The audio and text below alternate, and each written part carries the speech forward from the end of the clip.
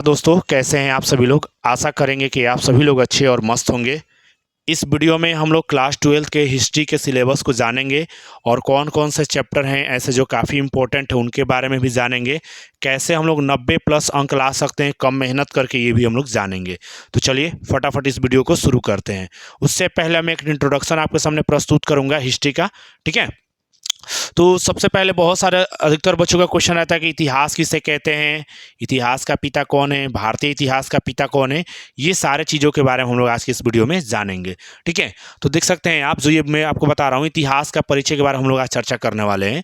इतिहास का जो पिता है बच्चों, याद रख सकते हैं आप, वो कहा जाता है किसको बच्चों, हेरोडोटस को कहा जाता है, हेरोडोटस को।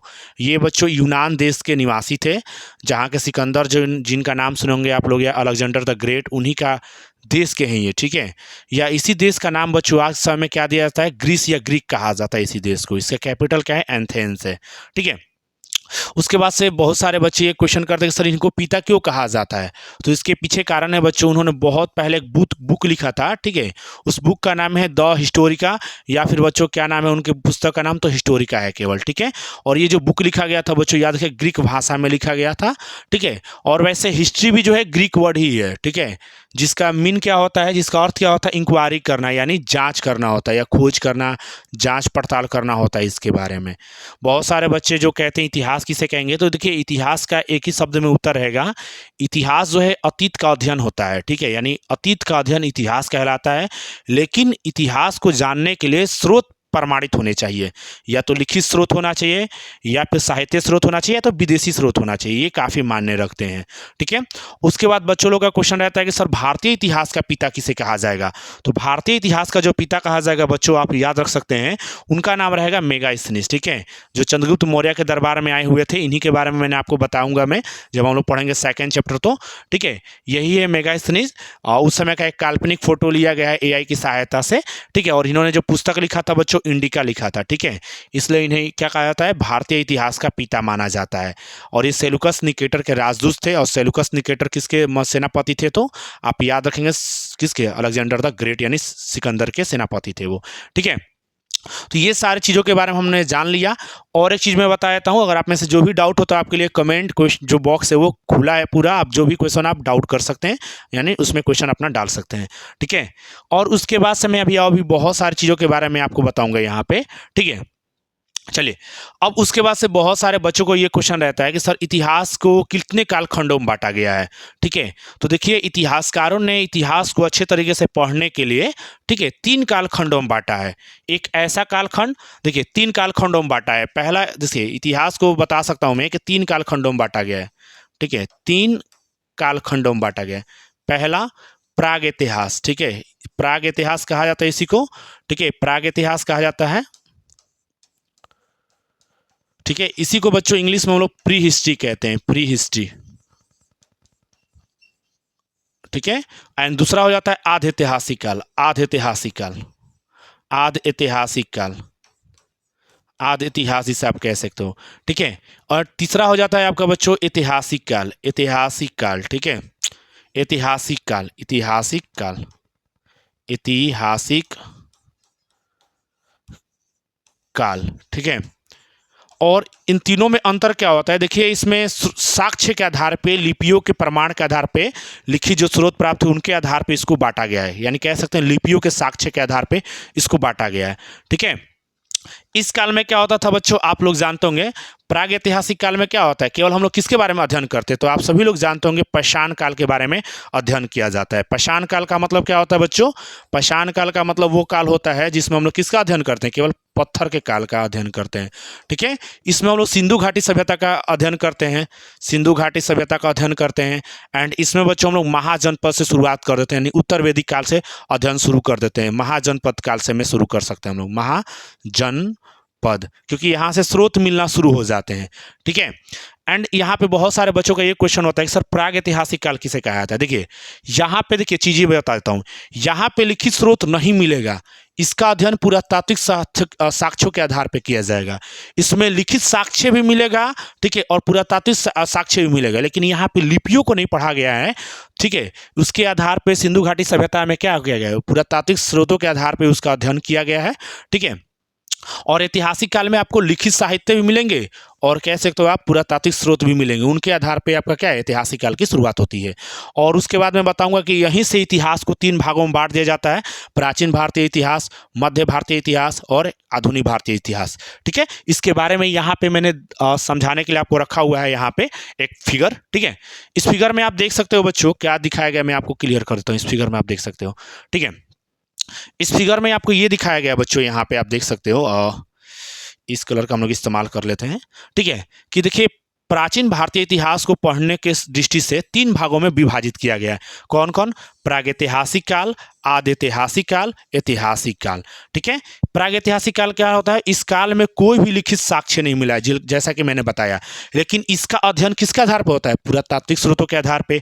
जैसे वहाँ के उस समय के कुल्हाड़ी मिले हैं सबसे पहले औजार के रूप में, है ना। और भी साक्ष्य मिला है कि वहाँ पे कुत्ता को पालतू जानवर प्राप्त मतलब पाया गया, तो पुरातात्विक स्रोत। ठीक है, या फिर उनके खुदाई के दौरान ये साक्ष्य मिले हैं। ठीक है, और वैसे भी बहुत आसान है, जैसे बुर्जुम हो गया, वहाँ पे कुत्ता को इंसान के साथ दफनाया गया था। मेहरगढ़ एक ऐसा स्थान था जहाँ पे इंसान के साथ बकरी को दफनाया गया था। ठीक है, तो ये सारे चीज़ें आपके क्लास 6 के एनसीईआरटी पुस्तकों में और 12th क्लास के एनसीईआरटी पुस्तकों में लिखे हुए हैं। आपको इसका अध्ययन जरूर करना चाहिए। ठीक है, एंड आदि ऐतिहासिक काल में क्या होता है कि इसमें लिखित स्रोत तो पाए गए हैं लेकिन पढ़ा नहीं गया है। ठीक है, देख सकते हो इस आदमी का दिमाग घूम गया है कि पढ़ नहीं सकता उसको। ठीक है, ऐतिहासिक काल में क्या होता है कि लिखित साक्ष्य भी मिला है और पढ़ा भी गया है और पुरातात्विक स्रोतों के आधार पर भी उसका अध्ययन किया गया है। ठीक है, अब उसके बाद से ऐतिहासिक काल को यानी कह सकते हो हिस्ट्री को ही बच्चों, भारतीय हिस्ट्री को यानी इंडियन हिस्ट्री को बच्चों 3 पार्ट्स में बांट दिया गया है। ठीक है, प्राचीन भारतीय इतिहास, मध्य भारतीय इतिहास और आधुनिक भारतीय इतिहास। ठीक है, इसके बारे में एक और बात बता दूं मैं आपको, ध्यान दीजिएगा। एक इतिहासकार है, ठीक है, एक इतिहासकार है जिनका नाम है बच्चों जेम्स मिल। ठीक है, जेम्स मिल नाम है उनका, जेम्स मिल। ठीक है, जेम्स मिल नाम है उनका बच्चों। ये मतलब एक ऐसे थे ब्रिटिश अधिकारी कह सकते हो, अंग्रेजों के देश के निवासी थे। ये बिना भारत आए हुए, ठीक है, भारत के इतिहास को सांप्रदायिकता के आधार पर, धर्म के आधार पर 3 भागों में बांट दिया था। प्राचीन भारतीय काल में हिंदू साक्ष्य ज़्यादा मिलते हैं इसलिए हिंदू के काल कह दिया इन्होंने। मध्य भारतीय इतिहास काल में क्या देखा इन्होंने कि ज़्यादातर मुस्लिम लोग मिल रहे इसलिए इसको मुस्लिम काल कह दिया। और आधुनिक भारतीय इतिहास में क्या उन्होंने देखा बदलाव कि यहाँ पे ज़्यादातर ईसाई धर्म के लोग रह रहे हैं यहाँ पे, मतलब भारत में नए बदलाव जो आए हैं, धर्म जो आए हैं वो ईसाई धर्म मतलब का प्रवेश हुआ, इसलिए इसे ईसाई काल या ब्रिटिश काल भी कह दिया उन्होंने। तो ये सारे चीज़ें बेसिक है। ठीक है, इसके आगे मैं आगे बताता हूँ आपको। ठीक है, आगे मैं आशा करूंगा कि आपको कोई भी डाउट नहीं हो। ठीक है, एंड इसके बाद बच्चों मैं आपको बता देता हूं कि इतिहास में आपका प्रैक्टिकल नहीं होता है, प्रायोगिक परीक्षाएं नहीं होती है। ठीक है, यहाँ पे आपको डायरेक्ट 100 अंक का परीक्षा देना होता है। जैसा कि आपने भूगोल में देखा होगा कि बच्चों आपका 100 नंबर का परीक्षा होता है तो उसमें से 30 अंक का प्रायोगिक एग्जाम होता है यानी प्रैक्टिकल एग्जाम होते हैं, और मतलब 70 नंबर का थ्योरेटिकल एग्जाम होता है जिसमें कुछ वस्तुनिष्ठ होते हैं और कुछ क्या होते हैं लघुत्तरीय और दीर्घोत्तरीय प्रश्न होते हैं। वैसे ही बच्चों आप देखो आपके क्लास 12th में ना एनसीईआरटी में 3 पुस्तकें हैं। 12th में 3 पुस्तक है आपके एनसीईआरटी के लिए, 12th के बुकों में। ठीक है, 3 पुस्तकें हैं। ठीक है, 3 पुस्तकें हैं बच्चों। लेकिन कुछ क्या होता है ना, बच्चों लोग प्राइवेट बुक को भी पढ़ना अच्छा समझते हैं। ठीक है, क्योंकि एनसीईआरटी की जो भाषा है सरल नहीं होती है। ये पुस्तकों का इस्तेमाल वही बच्चे कर सकते हैं जो मतलब उनका बेस ठीक ठाक है। ठीक है, तो अधिकांश बच्चे बुक जो खरीदते हैं एसबीपीडी का खरीदते हैं, एसबी, ठीक है, एसबीपीडी का खरीदते हैं, एसबीपीडी का बहुत अच्छा बुक है। सभी बुक अच्छे हैं, ऐसा नहीं कि कंपेयर किया जा रहा है। ठीक है, ये भी बुक बहुत अच्छा है, जो बच्चे पढ़ सकते हैं वो जरूर ले सकते हैं। ठीक है, जो नहीं पढ़ सकते वो एसबीपीडी ले सकते हैं, प्राइवेट बुक है। ठीक है, बहुत अच्छे तरीके से उसमें भी जानकारी दिया रहता है। ठीक है, तो मैं आपको बता देता हूं कि देखिए आपके 3 सेक्शन मिलेंगे यहाँ पे। ठीक है, एक बार मैं फिर से यहाँ पे चर्चा कर देता हूँ आपको। जो आपको बुक लेना है ना बच्चों, एनसीईआरटी या कोई भी लीजिएगा, मैं आपको क्लियर कर देता हूँ यहाँ पे। ठीक है, आपको यहाँ पे क्या मिलेगा बच्चों, मतलब जैसे आपके 3 पार्ट में इतिहास बटेंगे। ठीक है, प्राचीन भारतीय इतिहास में बटेगा यहाँ पे, प्राचीन भारतीय इतिहास में बटेगा आपका यहाँ पे। ठीक है, यहाँ पे माइंड में। ठीक है, चलिए इसको थोड़ा सा हम बड़ा कर लेते हैं। चलो, प्राचीन भारतीय इतिहास। ठीक है, इतिहास को हम लोग यहाँ पे 3 भागों में बांट के अध्ययन करेंगे बच्चों। ठीक है, इतिहास को 3 भागों में बांट के अध्ययन करेंगे, प्राचीन भारतीय इतिहास।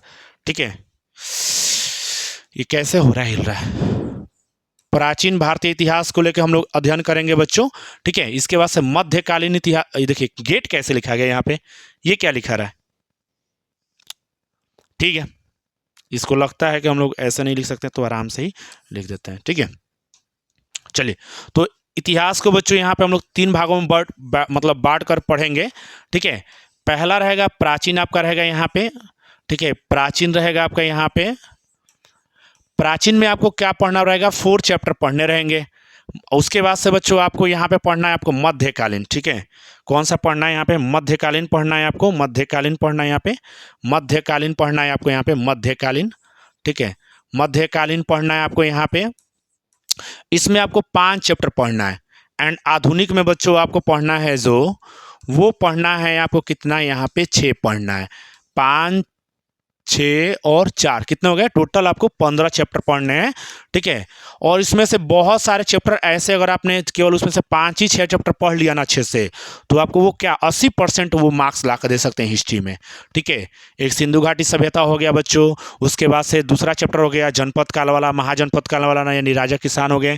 4th चैप्टर हो गया धार्मिक आंदोलन, जैसे जैन धर्म, बौद्ध धर्म हो गया। इसके बाद से मुगल एम्पायर हो गया, उससे संबंधित उसका शासन व्यवस्था वो देख लेना है हमें। उसके बाद से हम लोग विजयनगर साम्राज्य देख लेंगे। उसके बाद से गांधी जी से संबंधित आंदोलन देख लेंगे।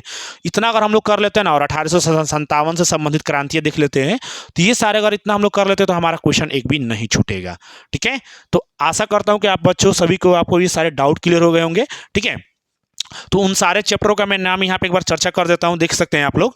लव बाबू आप इतना मान लो 30 3 सेक्शन है, 30 से 35 अंक के सभी सेक्शन से आते हैं। आधुनिक भारतीय इतिहास, प्राचीन भारतीय इतिहास और मध्यकालीन भारतीय इतिहास से, तीनों के मिलाकर आपका कितने के एग्जाम हो जाते हैं बच्चों, 100 के हो जाते हैं।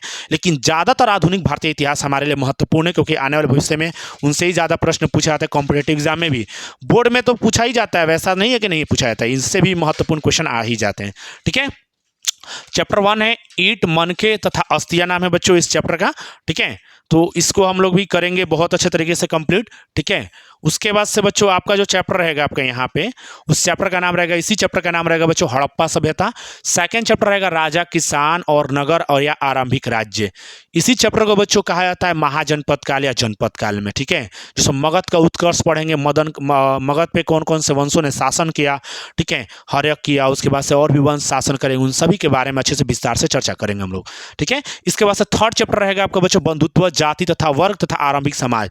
यानी इसमें पढ़ना है कि जो, जैसे आपने 4 प्रकार का मतलब ऐसे पढ़ा होगा आप लोगों ने, ब्राह्मण के बारे में, क्षत्रिय के बारे में और वैश्य के बारे में, शूद्र के बारे में, वर्ण व्यवस्था जिसे आप कह सकते हो, तो उनसे संबंधित चीज़ों के बारे में पढ़ना है। साथ साथ महाभारत की कहानियों को जानना है यहाँ पे, और रामायण की कुछ कहानियों को चर्चा करना है।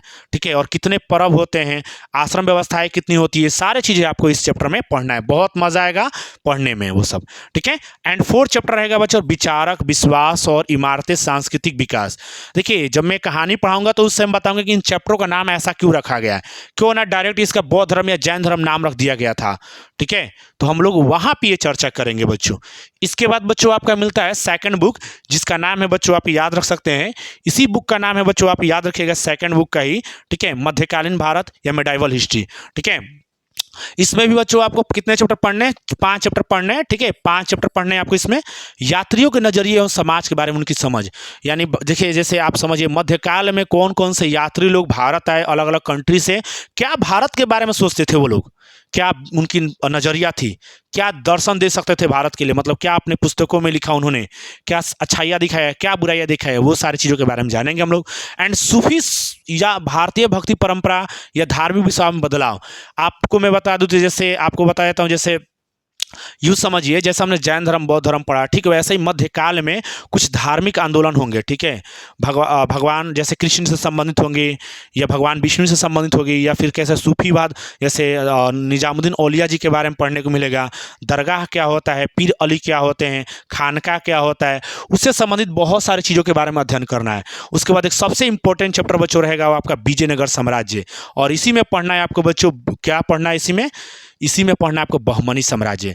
ठीक है, एक मतलब कह सकते हैं हिंदू साम्राज्य का उद्भव हुआ, और एक बच्चों क्या कह सकते हैं एक मुस्लिम साम्राज्य का उत्थान हुआ। ठीक है, दोनों के बारे में पढ़ेंगे, और कैसे विजयनगर साम्राज्य का पतन होता है वो हम भी चर्चा करेंगे। और आप बच्चों देखते होंगे ना 50 रुपये के नोट पे, बच्चों आप 50 रुपये के नोटों पे ये हम्पी का ये फोटो दिखाया गया है आपको। ठीक है, यहाँ हम्पी का ये फोटो दिखाया गया है, क्यों दिखाया गया, इन सारे चीज़ों के बारे में मैं आपको चर्चा करूँगा। ठीक है, ठीक है, इसके आगे मैं आपको थोड़ा सा और भी चर्चा कर देता हूँ, यहाँ पे ध्यान देंगे।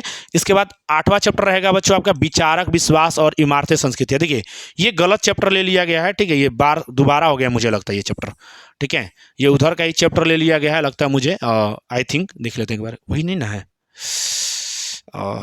विचारक विश्वास और इमारतें संस्कृति, हाँ वही चैप्टर ले लिया है गलती से, ठीक है। एंड ये मिलेगा आपको कृषि समाज और मुगल साम्राज्य के बारे में पढ़ना, यानी यहाँ पर हम लोग पढ़ेंगे कि भारत में कैसे एक व्यक्ति जो वर्षों से हार रहा है, लगभग 14 वर्ष की उम्र में वो फरगना का शासक बनेगा। उसके बाद भारत में ऐसा क्या रहा उसके पास शक्तियाँ कि भारत में जो आपका चल रहा था कौन सा, दिल्ली सल्तनत का काल, ठीक है, खिलजी वंश का शासन चल रहा था और भी लोधी वंश का शासन चल रहा था, उसमें कैसे ये पराजित करेंगे, ठीक है। कौन, बाबर।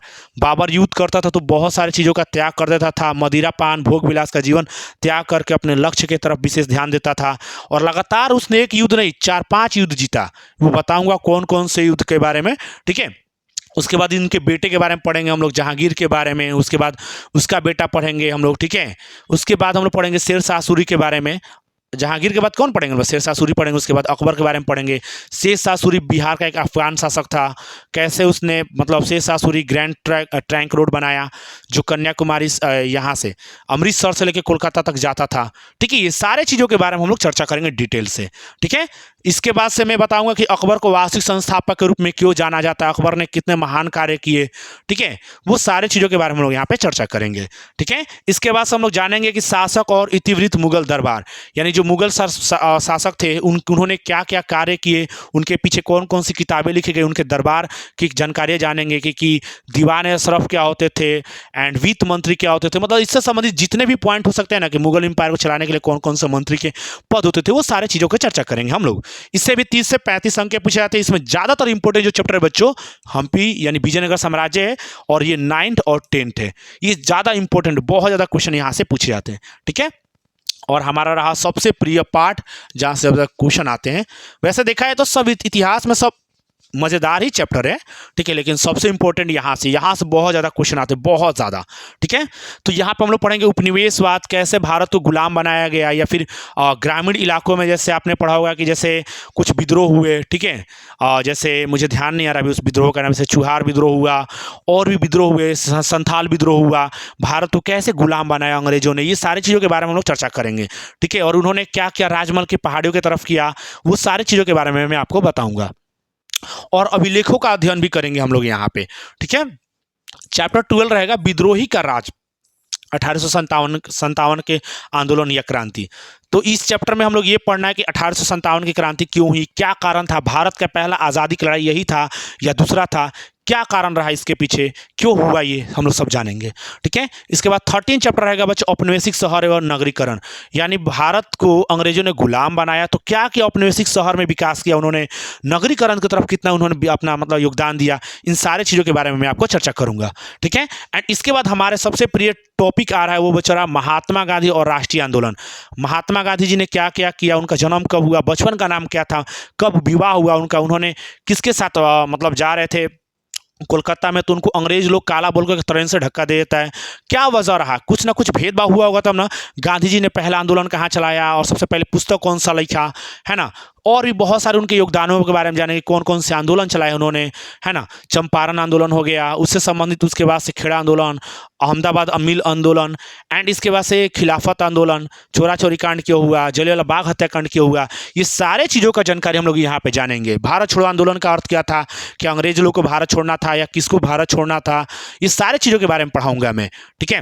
एंड यहीं पे मैं बात करूंगा यहाँ पे अगला चैप्टर के बाद में विभाजन को समझना, कि जो आप भारत देखते हो बच्चों, क्या भारत को कैसे बांटा गया, क्यों बांटा गया, कि पहले पाकिस्तान हो गया, पूर्वी पाकिस्तान, पश्चिमी पाकिस्तान, फिर पूर्वी पाकिस्तान को बांग्लादेश क्यों बना दिया गया, इन सारे चीज़ों के बारे में हम लोग यहाँ पे बेसिक जानेंगे। और बहुत मज़ेदार, ये सारे 2 चैप्टर जो होता है ना ये पॉलिटिकल साइंस को हो जाते हैं, लेकिन बहुत इंपॉर्टेंट और बहुत मज़ेदार हैं, ठीक है। इसके बाद से 16 चैप्टर जो हमारा हो जाता है बच्चों, टोटल चैप्टर 15 ही है, 8 नंबर जो चैप्टर था वो बच्चों गलती से डला गया था, टोटल 15 ही चैप्टर है, ठीक है। तो लास्ट चैप्टर रहेगा हमारा संविधान का निर्माण एवं नए युग की शुरुआत, यानी कहने का मतलब ये कि भारत का संविधान का निर्माण हुआ, कैसे हुआ, अंग्रेजों ने क्या सही किया, क्या गलत किया, क्या अंग्रेजों का योगदान इसमें सही था या गलत था, ठीक है, कितना रुपया लगा, किन्होंने लिखा, किन्होंने हाथों से लिखा, किस भाषा में लिखा, उर्दू में लिखा, हिंदी में लिखा या किस में लिखा, ये हम लोग जाने कितना पैसा लिखा मतलब लगा इसमें लिखने के लिए। ठीक है, तो ये हमारा बेसिक चीज़ें था बच्चों। ये आपका बुक का कवर है, अगर आप चाहो तो एनसीईआरटी भी पढ़ सकते हो। मैं प्रेफर करूंगा कि एसबीपीडी लीजिए, कोई भी बच्चा पढ़ सकता है उसको। ठीक है, वो कितना भी पढ़ने में उसका बेस मजबूत खराब हो, ठीक है, वो पढ़ सकता है, लेकिन एनसीईआरटी उसी को पढ़ना चाहिए जिसका बेस लगभग ठीक ठाक हो। ठीक है, वरना अधिकांश बच्चों को नहीं बुझाता है। एंड ये सारे हमारे डाउट थे बच्चों। ठीक है, जिन बच्चों के डाउट थे ये वो क्लियर कर दिया हमने। ठीक है, अब आप मुझे नहीं लगता आपको किसी भी प्रकार का डाउट होगा यहाँ पे। हम लोग ये जान लेते हैं कि एग्जाम का पैटर्न क्या रहेगा बच्चों। ठीक है, तो याद रखिएगा ऑब्जेक्टिव कितने आएंगे आपके एग्जाम में बच्चों। यहाँ पे ऑब्जेक्टिव कितने आएंगे आपके एग्जाम में, यहाँ पे मैं थोड़ा वो भी चर्चा कर, किधर भाग गया भाई। आपके एग्जाम में ऑब्जेक्टिव कितने आएंगे बच्चों, याद रखेंगे। ऑब्जेक्टिव जो बच्चों आपके एग्जाम में आएंगे वो कितना आएंगे, यहाँ पे मैं बता देता हूँ, इसी में जोड़ के बता देता हूँ। ऑब्जेक्टिव आपके एग्जाम में बच्चों याद रखिएगा 100 नंबर का एग्जाम होगा आपका बच्चों। 100 नंबर का एग्जाम होगा हिस्ट्री का। ठीक है, हिस्ट्री का 12th क्लास का बिहार बोर्ड का ये सिलेबस हम बता रहे हैं। ठीक है, बीएससी भी लिख देते हैं यहाँ पे। ठीक है, तो इसमें आपका 100 मार्क्स का एग्जाम होगा। ठीक है, इसमें आपको 3 तरह के क्वेश्चन देखने को मिलेंगे। कौन कौन, एक तो ऑब्जेक्टिव रहेगा। ठीक है, ऑब्जेक्टिव यहाँ पर रहेंगे क्वेश्चन, उसमें आएंगे 100 क्वेश्चन। ठीक है, बनाना कितना रहेगा 50, कोई भी क्वेश्चन हम बना सकते हैं, 1 नंबर का रहेंगे, 50 नंबर आपको मिलेंगे। ठीक है, एंड इसके बाद बच्चों मैं आपको बता देता हूँ यहाँ पे, इसके बाद, ठीक है, इसके बाद मैं बता देता हूँ सब्जेक्टिव 2 तरह से आते हैं आपके। ठीक है, एक सब्जेक्टिव जो आएंगे बच्चों याद रखिएगा वो आएंगे लघु वाले। ठीक है, लघु तरीय वाले प्रश्न आते हैं इसमें आपको आते हैं बच्चों, वो कितने आते हैं 30 आएंगे क्वेश्चन। ठीक है, 30 आएंगे, 30 क्वेश्चन आएंगे, 15 बनाना रहेगा और 2 अंक हो जाएंगे। ये आपके कितने होंगे 30 अंक हो जाएंगे ये। एंड 8 दीर्घ उत्तरीय प्रश्न आते हैं, 8 दीर्घ उत्तरीय प्रश्न आते हैं। ठीक है, 8 आते हैं दीर्घ उत्तरीय प्रश्न। बनाना कितना रहेगा बच्चों, तो याद रखिएगा आपको कितना बनाना रहेगा, 4 बनाना रहेगा और वो 5 अंक रहेंगे, ये 20 अंक हो जाएंगे। और इस प्रकार आपको कितना अंक प्राप्त हो जाएंगे, 100 अंक प्राप्त हो जाएंगे। और बहुत ईजी होता है, बहुत ईजी होता है। तो ये मैंने आपको सिलेबस बता दिया, एग्जाम का पैटर्न बता दिया, जिससे आपकी तैयारी बहुत बेहतर हो सकती है। धन्यवाद आपको वीडियो देखने के लिए।